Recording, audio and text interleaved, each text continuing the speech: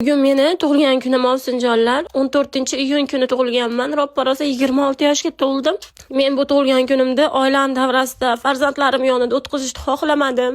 Anchadan beri niyat qilib kelardim. Allohim shu kunga yetkazgan ekan. Tug'ilgan kunimda mana shu mehr maskanida, ya'ni Farg'ona nuroniylar uyida o'tkazishni xohladim, chunki bu yerga avvalam kelganman. Juda ham mehr talab insonlar bor. Ovsinjonlar, ularga bizni olib boradigan ehsonlarimiz umuman qiziq emas, kerak emas o'zi aslan olganda, chunki davlatimiz yetarlicha sharoitlarni yaratib bergan. Lekin ularga mehr kerak, farzand mehr kerak. Shunaqangi duo qilishadi, ko'zlaringizga mo'ltirab qarab turishadi. Juda ham beozor insonlar bor yerda. Bormasdan turib, ko'rmasdan turib, ko'pchilikni negativlik qilib qo'yishi mumkin, lekin ertaga bormasdan turib, ertaga beozor insonlarni ko'rmasdan turib deb o'ylayman.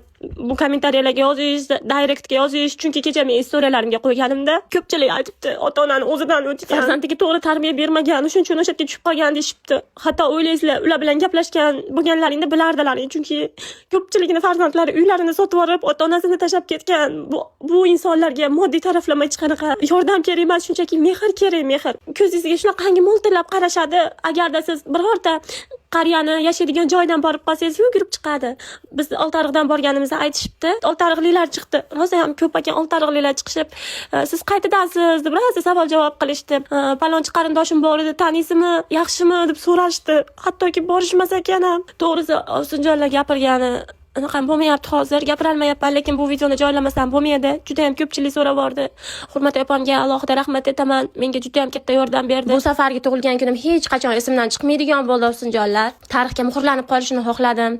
Birgalashib sham fudadik, tortlarni kesdik, juda ham xursandchilikda o'tkazdik. Bunda sizlarning hissalaringiz juda ham katta. Sizlarga alohida rahmat aytaman.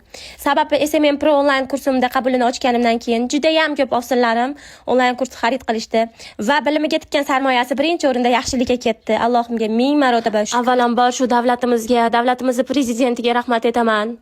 Xalqimizga rahmat aytaman. Shu bolalar uchun, qariyalar uchun shunchalik sharoitlarni yaratib berishibdi.